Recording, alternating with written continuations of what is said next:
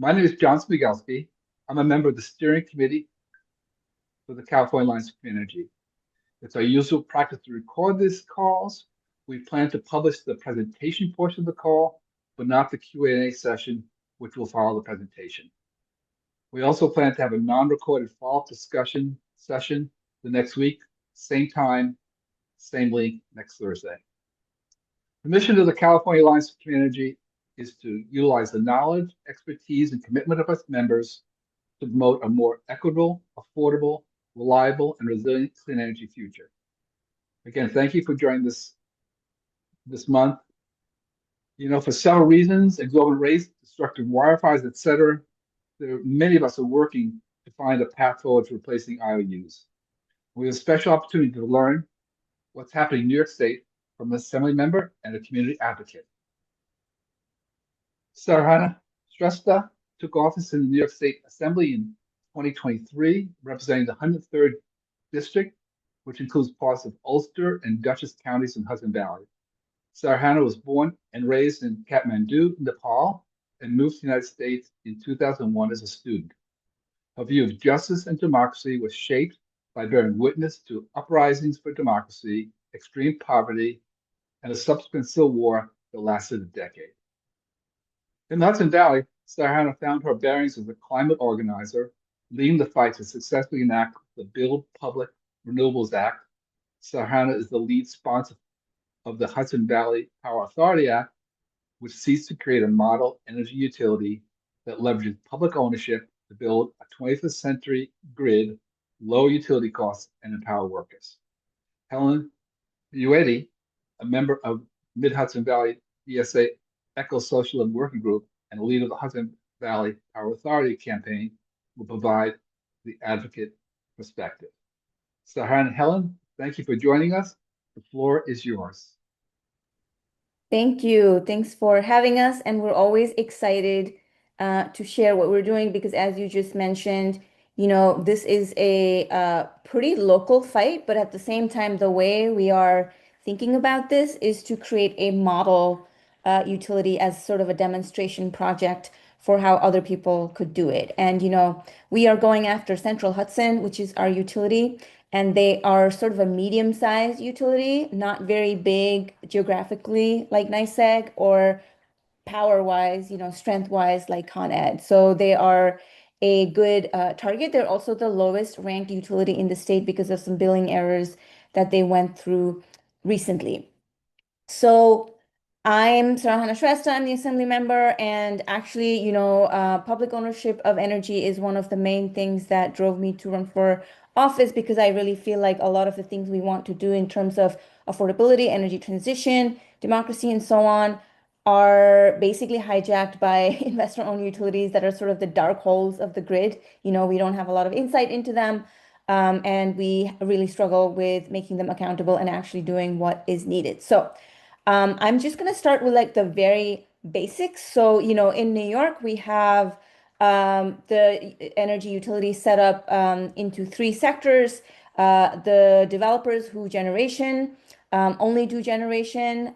We have New York Power Authority, which is FDR's publicly owned utility that he created that does generation for the hydropowers that the state owns, and it also does a lot of transmission.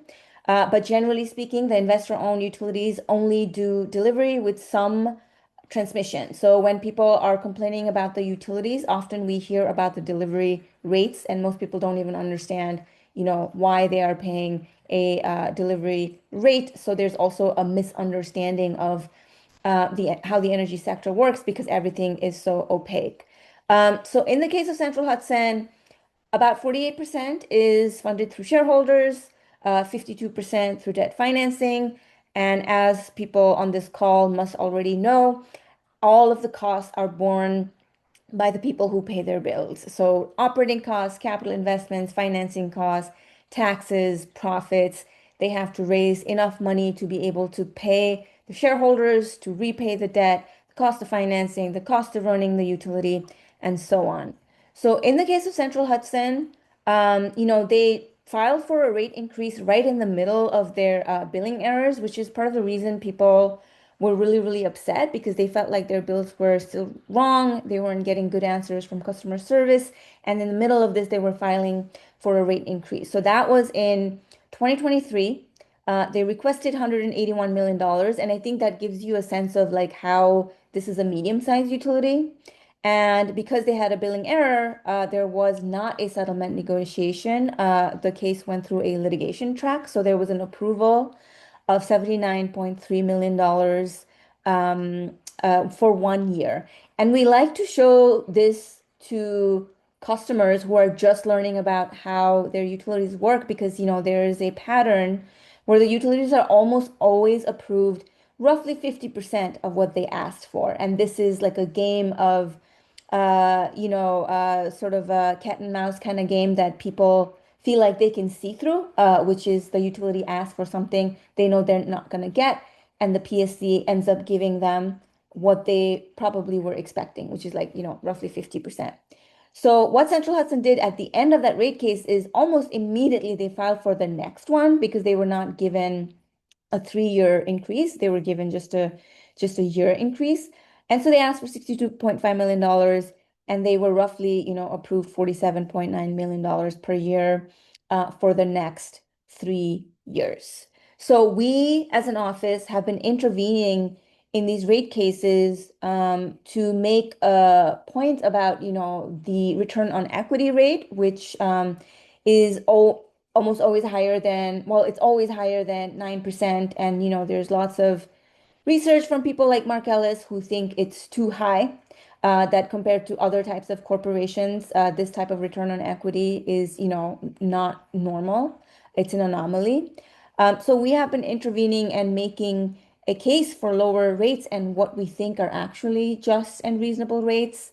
And we've gotten some great quotes from the Public Service Commission and the Department of Public Service, which is the staff arm of our state regulator.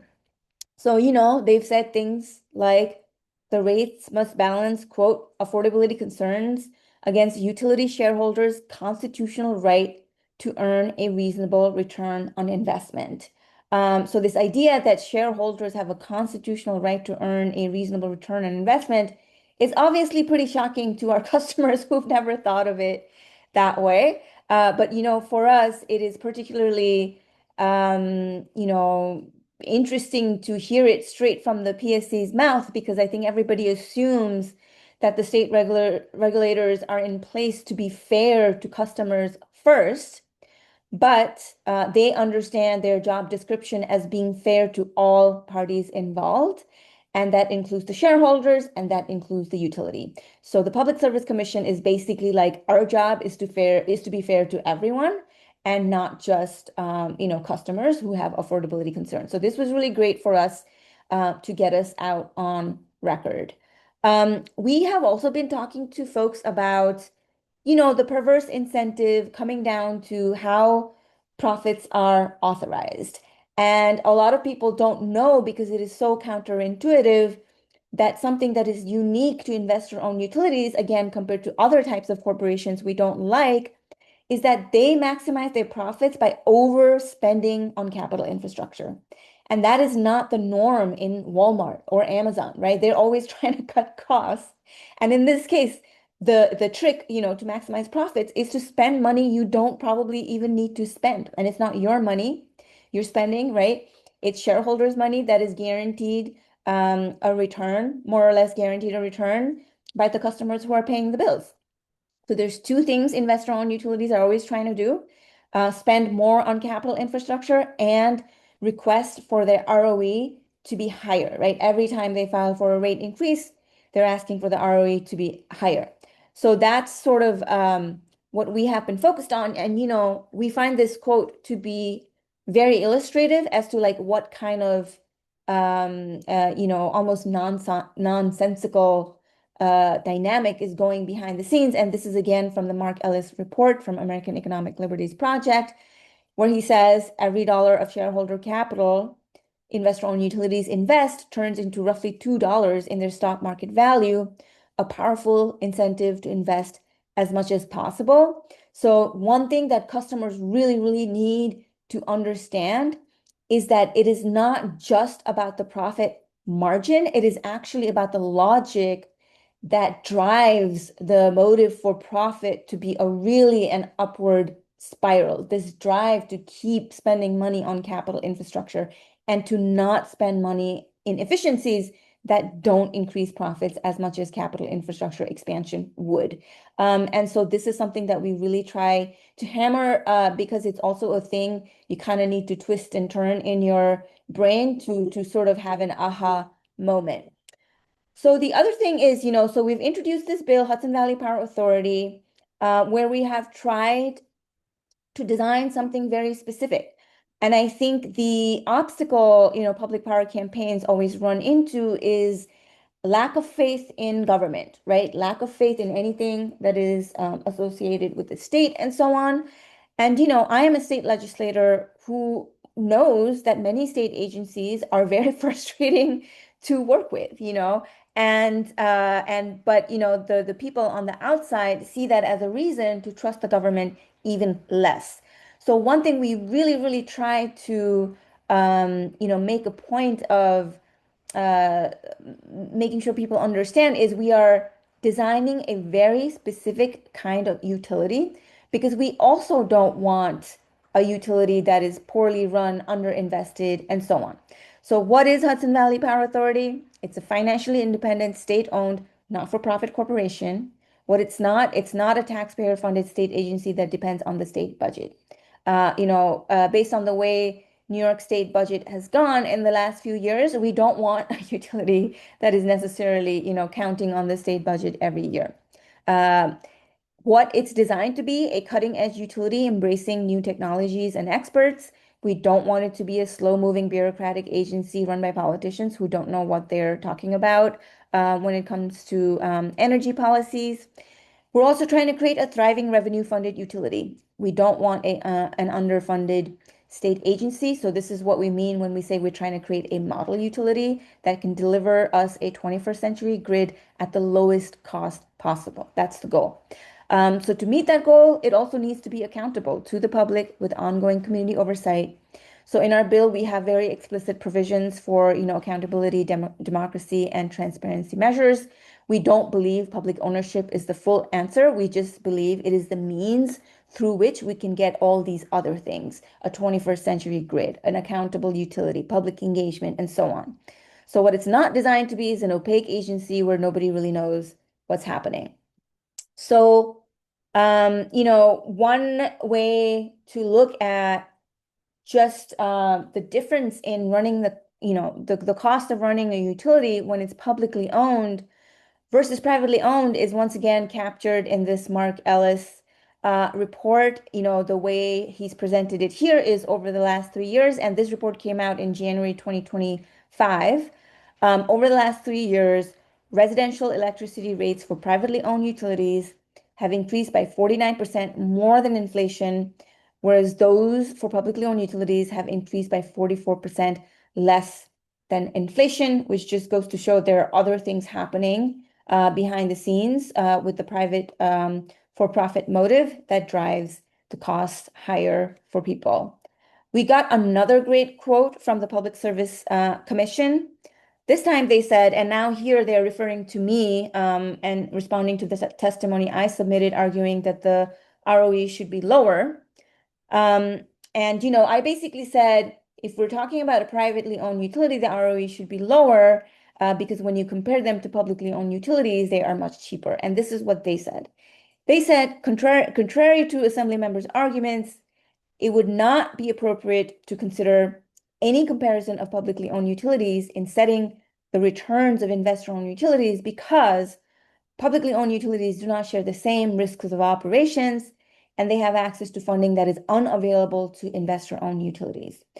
So to us, this is exactly why we want to have a publicly owned utility, because in the words of the PSC itself, these two types of corporations are just designed for two very different things with, two very different sets of parameters that they must work with. So what we're trying to do here is we're trying to say that the problem is originating from the fact that we allow shareholders to own our energy infrastructure, and the best way to get rid of high costs, as well as an aging infrastructure that is increasingly expensive to maintain, is to get rid of the shareholders. Of all of the things that are involved in this picture, the thing that we don't need are shareholders.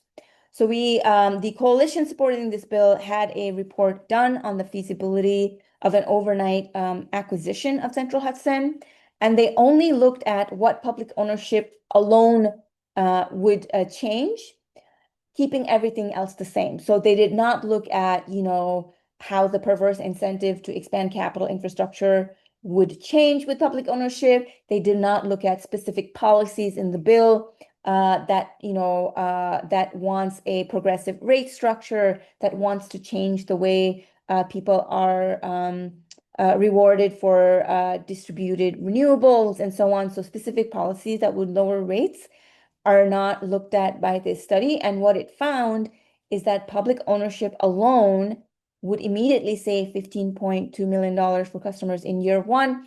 And this savings would increase every year, cumulatively $2.9 billion by year 30. And the way we have designed this bill, we really see this as the floor of what's possible in terms of savings, because again, as I said earlier, what we're trying to do here is use public ownership, or the lack of shareholders, as a way to unlock the things that you can actually do with an energy utility.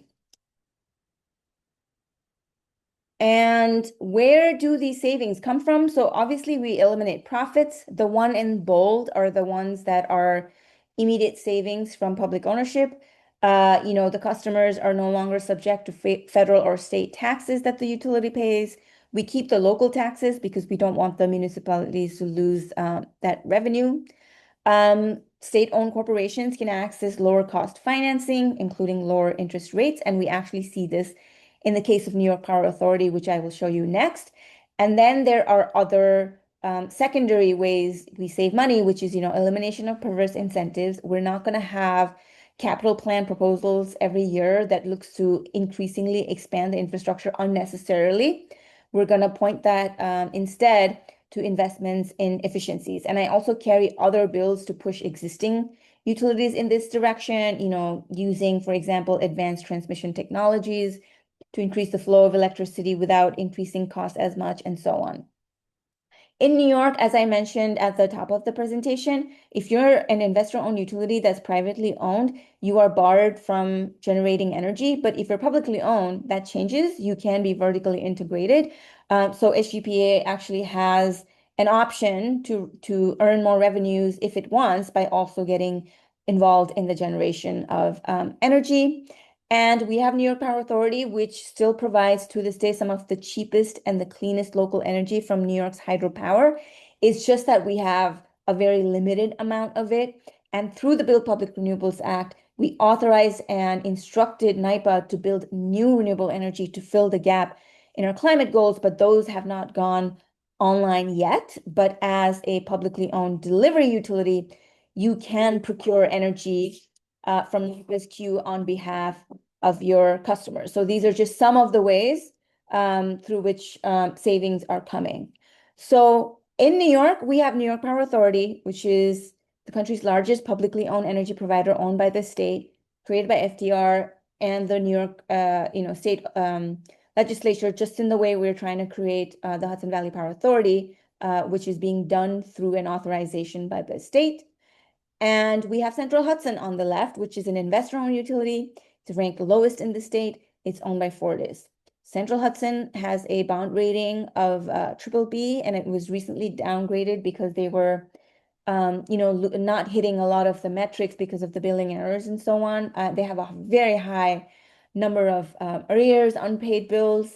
Meanwhile, New York Power Authority has amazing bond ratings, and it's even gone higher since I made this slide. So just to show that just because you are a government-owned corporation does not necessarily mean by default that you will be more incompetent. In fact, as New York Power Authority shows, it is so free of scandals that many people don't even know it exists, right? You never really hear about it in the news. The only reason it's been in the news recently is because we passed the Bill Public Renewables Act to instruct it to lead the build out of publicly owned renewables in the state.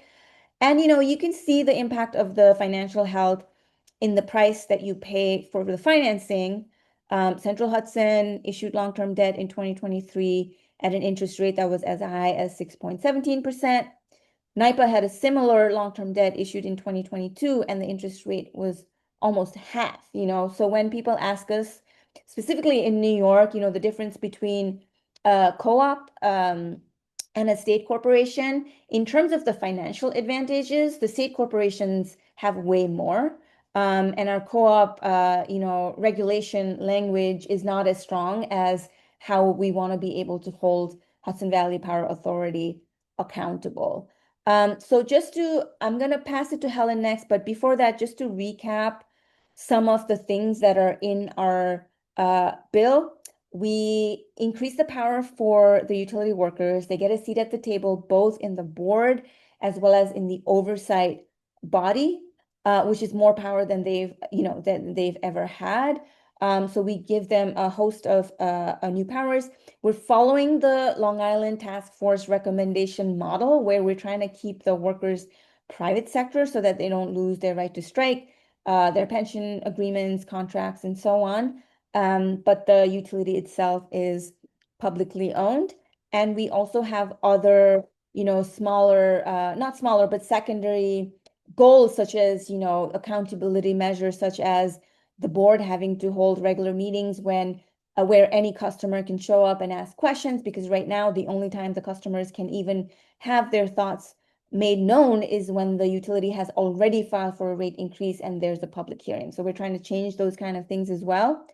And, I think one thing that we are doing very differently is that instead of having the Public Service Commission be the sole oversight body for the utility, we actually replace it with a community oversight body called the Observatory, which is a model we've taken from the Paris Water Authority. So this community board has, people who live in the service territory, who are representing different background of expertise and are directly working with the Board of Trustees to hold the utility accountable and to, implement that oversight on a day-to-day basis, rather than how it's done right now, where, the PSC really intervenes only in cases where it's already an extraordinary circumstance, right? It's the rate increase or whatever it is, but not on a day-to-day basis.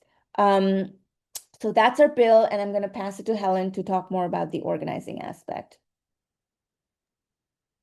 Thank you. Hi, my name's Helen Bueti. I've been a part of DSA's outreach work in Central Hudson service territory, primarily phone banking and helping to run town halls. I'll be talking about that and our other outreach efforts in a bit, but first, a bit of context on the state of affairs that our work is starting from. I've spoken to a broad sample of ratepayers about Central Hudson while I phone banked, and I've gotten, one obvious impression you get is that Central Hudson's image right now is just about the worst it has ever been, and I don't know that it has ever been good at all.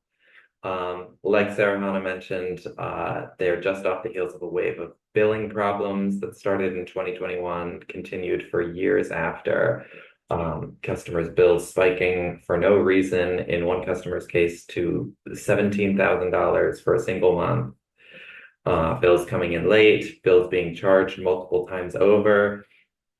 And the problems were widespread and obvious, affecting about 20,000 of Central Hudson's 309,000 customers, or nearly 1 in 15. So the Public Service Commission did an audit of Central Hudson's, business. They found like a combination of mismanagement, ill-advised cost-cutting measures. When their audit concluded in 2024, they declared the billing issues resolved, but ratepayers still complain of inaccurate usage measurements, rates are still through the roof, infrastructure is still a shambles. So all of this is to say, like, Central Hudson is still visibly failing at its job in ways that everybody is noticing. These are not scattered incidents that pass beneath the radar. People hear about this stuff. They see it happen to them. They see it happen to their friends and family. So this is an issue people connect with on a personal level.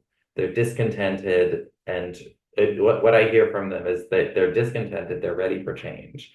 And we have really hundreds of thousands of latent HVPA supporters, people who would rally behind and vote for HVPA given the opportunity. But alas, it's not those people we have to convince, it's these people. It's the New York State legislators. And we need to show these people a groundswell of support for this bill, a bottom-up movement with the force of plurality and potential votes behind it. So how are we doing this? The next slide, please. We have a petition that anyone can sign online and send a form letter. That's like step 0.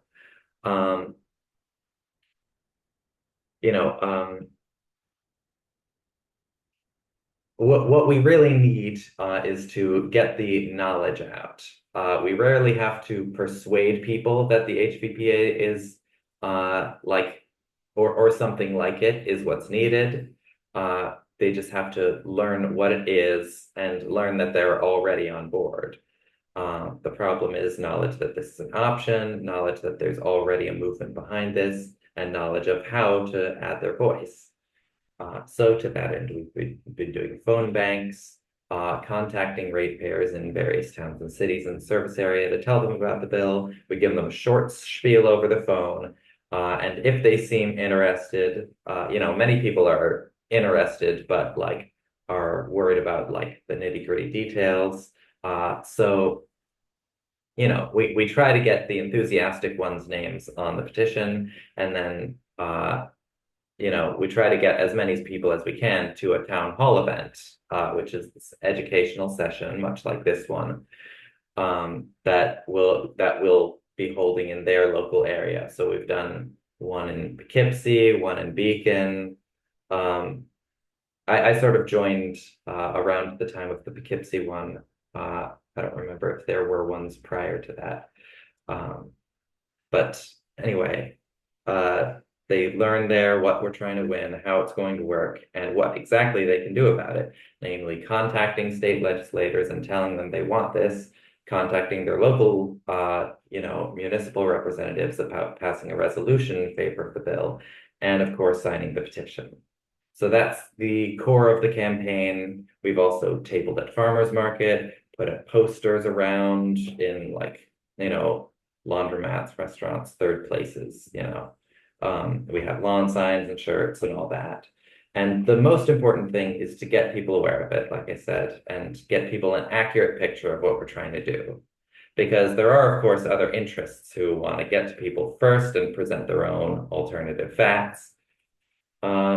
Municipal resolutions are nice milestones as a metric of popular support, but they're not really an end in themselves. We want to win in the people's hearts. So our biggest detractors right now are the employees of Central Hudson themselves. I say detractors rather than opponents because we are, of course, doing this for them too, and ultimately we want them on our side. We want them, happy to be working for the Hudson Valley Power Authority. The problem is that there's a lot of contrary messaging and disinformation coming out, not only from Central Hudson's executives and through astroturfing campaigns, but through union leadership as well. The messaging is that the HVPA is union busting. HVPA wants to take away your job. HVPA is going to put Governor Hochul in charge and be used as a political cudgel and this and that. And HVPA is a very easy thing to get people irrationally scared about because it involves change and it involves the government. And it's hard to say whether union leadership honestly buys the narrative that we are trying to bust them because Sarahana, in the presentation you just saw, or did you go into the organizational structure in this in this presentation. But anyway, you know, the union is going to have even more of a seat at the table than it like way more of a seat at the table than it currently has. But yeah, it's unclear if they really believe that or if they're just worried that HVPA will rock the boat somehow and threaten their, like the union leadership's personal position within the union. But either way, they've been hard at work propagandizing and rallying the workers against us. At our town halls, I've seen clusters of up to maybe 15 CenHUD workers, sometimes disseminating counter propaganda pamphlets to the visitors. It doesn't really make that much difference to the people that are there since you know they are about to be like, you know, treated to a presentation that like knocks down all of those points one by one. But there is this continual effort to spin a distorted narrative, and you can't let it go uncountered. And so the most important thing is to get ahead of the narrative, work fast, keep pushing, and get the truth out. And that's what we're doing. Thank you for watching this presentation from the California Alliance for Community Energy. This concludes the published portion of our monthly call. If you would like to participate in our monthly calls, including Q&A, please consider joining the California Alliance for Community Energy. For more information, you can see our website at cacommunityenergy.org/apply.